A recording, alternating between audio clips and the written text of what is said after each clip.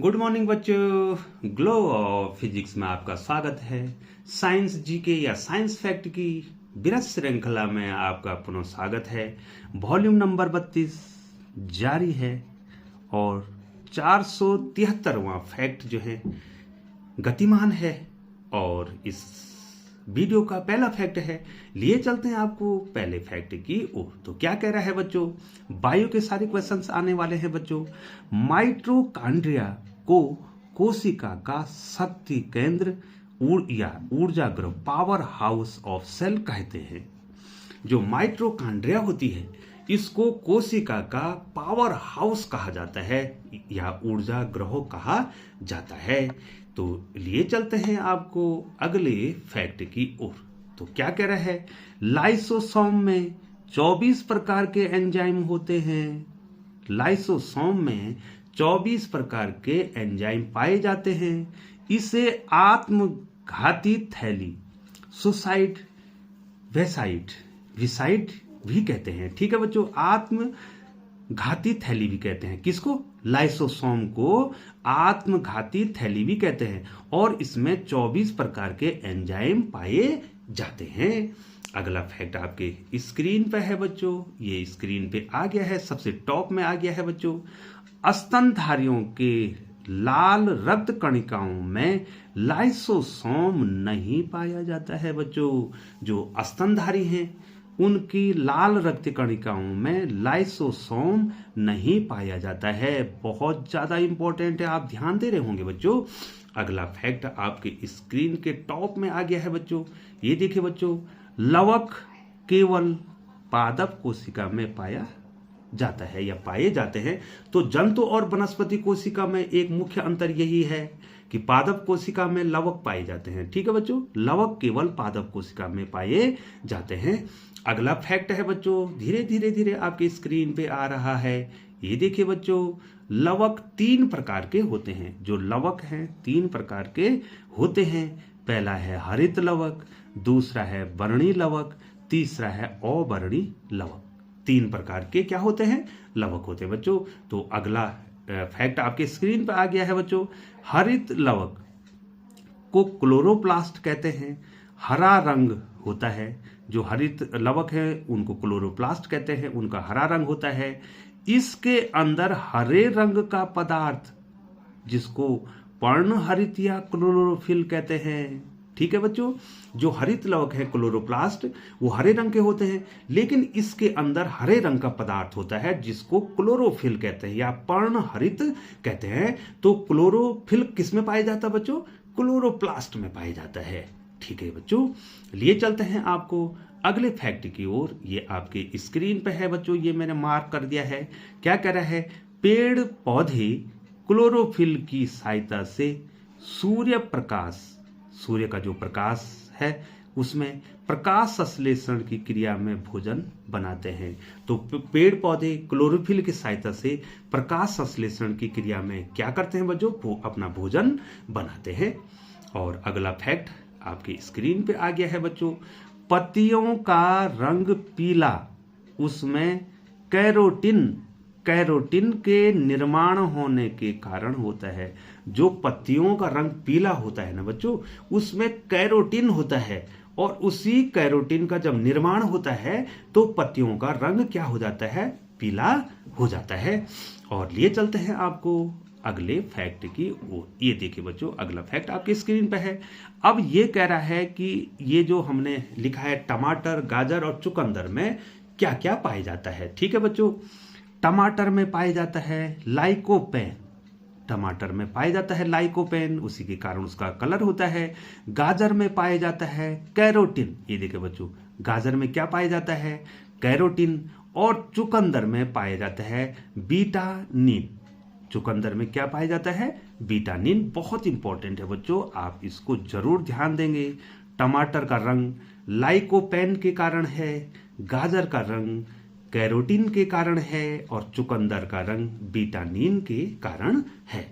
और अगला फैक्ट आपके स्क्रीन पे आता हुआ, वर्णी लवक पौधे के रंगीन भाग में पाए जाते हैं। जो वर्णी लवक हैं वो पौधे के रंगीन भाग में पाए जाते हैं। जहां जहां भी पौधे के रंगीन भाग होते हैं वहां वर्णीय लवक पाया जाता है। तो अगला फैक्ट आपके स्क्रीन पर आ गया है, रसधानी कोशिका की निर्जीव संरचना है। जो कोशिका में जो रसधानी पाई जाती है वो क्या है बच्चों, निर्जीव संरचना है। इसमें तरल पदार्थ भरा रहता है। यह जंतु कोशिका में छोटी तथा पादप कोशिका में बड़ी होती है। जो रसधानी होती हैं वो निर्जीव होती हैं, तरल पदार्थ इसमें भरा रहता है, लेकिन जंतु कोशिका में ये रसधानी छोटी होती हैं और पादप कोशिका में क्या होती हैं बच्चों, रसधानी बड़ी होती है। लिए चलते हैं आपको अगले फैक्ट की ओर। तो आपकी स्क्रीन पे आ गया है बच्चों अगला फैक्ट, केंद्रक द्रव्य में धागे नुमा पदार्थ जाल के रूप में बिखरा रहता है। इसे क्रोमेटिन कहते हैं बच्चों। ये जो क्रोमेटिन है, ये जो केंद्रक द्रव्य है उसमें धागे नुमा पदार्थ का जाल बिखरा रहता है बच्चों। केंद्रक द्रव्य है ना बच्चों, केंद्रक द्रव्य में क्या होगा, धागे नुमे पदार्थ का जाल बिखरा होगा, जिसको क्रोमेटिन कहते हैं। बहुत इंपॉर्टेंट है, क्रोमेटिन केंद्रक द्रव्य में पाया जाता है और ये धागे नुमे पदार्थ के जाल के रूप में बिखरा रहता है। लिए चलते हैं आपको अगले फैक्ट की ओर। क्या कह रहा है बच्चों, कोशिका विभाजन के समय क्रोमेटिन सिकुड़कर अनेक मोटे व छोटे धागे के रूप में संगठित हो जाते हैं। इस धागे को गुणसूत्र कहते हैं बच्चों। ये जो गुणसूत्र है बच्चों, ये क्या होगा, जब कोशिका विभाजन होगा ना बच्चों, तो ये क्रोमेटिन जो है सिकुड़ जाएगा, जो कि केंद्रक द्रव्य में धागे के रूप में फैला हुआ है। तो ये सिकुड़ हो जाएगा और सिकुड़कर मोटा हो जाएगा, मोटे हो जाएंगे और छोटे धागे के रूप में आ जाएंगे, और इन्हीं को हम गुणसूत्र कहते हैं बच्चों। तो आज आपने गुणसूत्र की परिभाषा भी पढ़ ली है बच्चों। तो गुणसूत्र है क्या, क्रोमेटिन ही है, लेकिन जब वो सिकुड़कर मोटा हो जाएगा, मोटे धागे के रूप में आ जाएगा, तो उसी को हम गुणसूत्र कहेंगे बच्चों। लिए चलते हैं आपको अगले फैक्ट की ओर। आपको याद होना चाहिए बच्चों, निश्चित तौर पे कंपटीशन में पूछा जाएगा बच्चों, मानव में गुणसूत्रों की संख्या 23 जोड़ा है। तो 23 दूनी 46 गुणसूत्र पाए जाते हैं बच्चों। इसमें जो है 22 जोड़े तो सेम होते हैं, लेकिन जो 23वां जोड़ा होता है उसको लिंग गुणसूत्र कहते हैं, और उसी की सहायता से लिंग का निर्धारण होता है। पुरुषों में XY और महिला में XX क्रोमोजोम्स पाए जाते हैं। तो कितना जोड़ा होता है, 23 जोड़ा। 23 जोड़े का मतलब 2 से गुणा करेंगे, 46 क्रोमोजोम्स होते हैं। चिंपैंजी में गुणसूत्रों की संख्या 24 जोड़ा होता है, 24 दूनी 48 होगा। बंदर में गुणसूत्रों की संख्या 21 जोड़ा, जो कि मैंने केवल 3 लिए हैं और ये बहुत ही महत्वपूर्ण है, आपने इनको नोट कर दिया होगा बच्चों। तो लिए चलते हैं बच्चों आपको अगले फैक्ट की ओर। तो ये फैक्ट आपके स्क्रीन पर आ गया है बच्चों।